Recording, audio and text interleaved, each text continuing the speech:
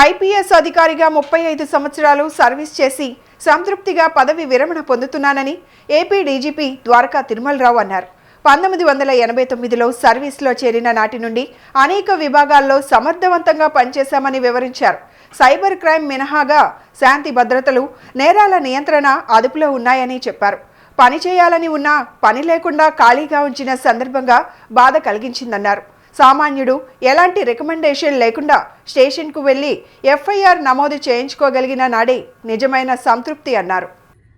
ఆంధ్రప్రదేశ్ రాష్ట్ర director of general police CH Dwaraka Tirumala Rao మంగళగిరిలోని police రాష్ట్ర కార్యాలయంలో మీడియా సమావేశం నిర్వహించారు.